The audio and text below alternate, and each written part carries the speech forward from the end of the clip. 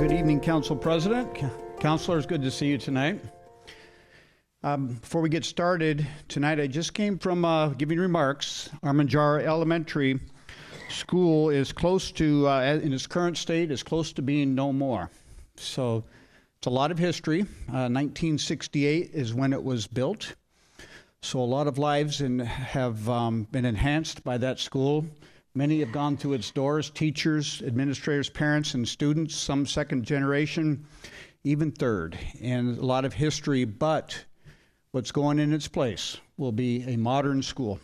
And so designed to meet the needs of the modern student, incorporating all of the technology that our students can handle. And then some. So it's going to be just a wonderful addition along with View Ridge Elementary School. So we'll get to my slides right now. Thank you, Dave. Multi-care. So yesterday I was honored to be asked by Multi-care leadership to give the remarks for ribbon cutting. This is a culmination of years of work.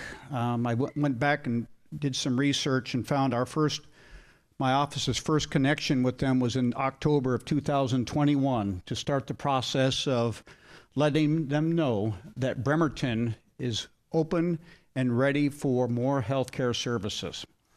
So it was a series of meetings, relationship building, tours of facilities. Last night, culminating in the ribbon cutting, and as you can see up there, June 9th, 9 a.m. in the morning is when we will have a new emergency room. And I'm going to say for the city of Bremerton.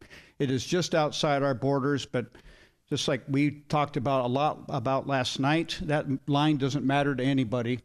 It's what we do for our citizens. That's what matters. So exciting things here.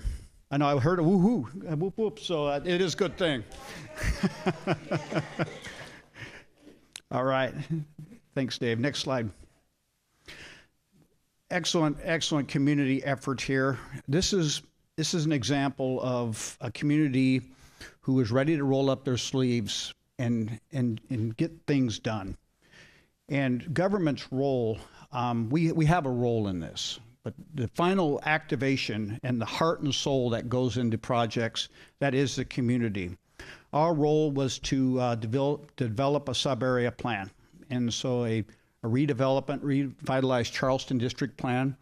It was to bring in partners like the EPA. This is back in the mid, 2016-17, doing this work, developing the plan in 2018-19, working with community partners.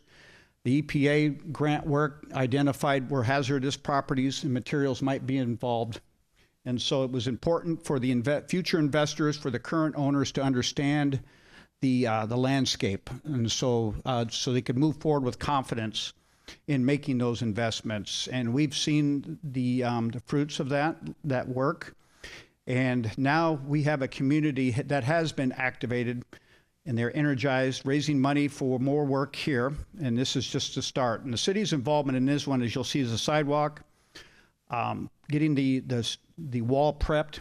It was required some smoothing, some sealant, an undercoat, and then applying the outer coat. And that was a color that was picked by the design team for the Charleston Business District. More to come on that. Exciting times down there. Next slide. This is the part, as you know, I like to talk a lot about what we do in the city that people just don't see. And this is literally underground work. So in 2020, we purchased the equipment, and you can see it in the bullets up there, the cure-in-place pipe equipment for sewer laterals.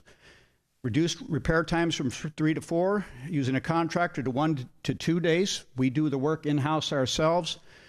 About 208 laterals completed, saving the utility approximately $1.7 million. So this kind of effort is an example of why we have the lowest utility rates in the region. It is ingenuity. It's making good financial decisions, business decisions on behalf of our citizens, knowing when to contract, knowing when to go in-house. And so I just wanted to share some work with you, council, and of course the public that's viewing this tonight.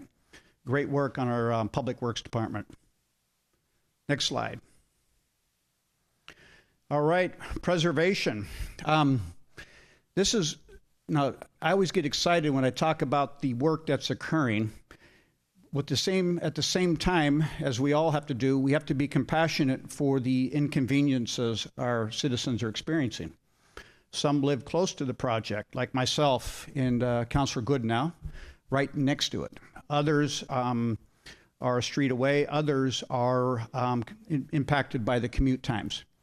But as you can see here, what is happening is we are finalizing the last hookups into a new water main. So this is vital, important infrastructure. This is what we do as a city. We provide those essential services.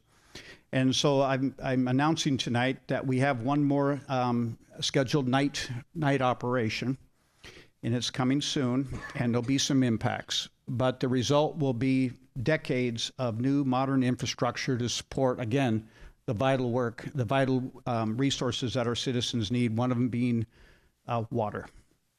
And that is the end tonight. There is so much going on that it's hard to keep up, but council, it's good to see you tonight. Have a good meeting.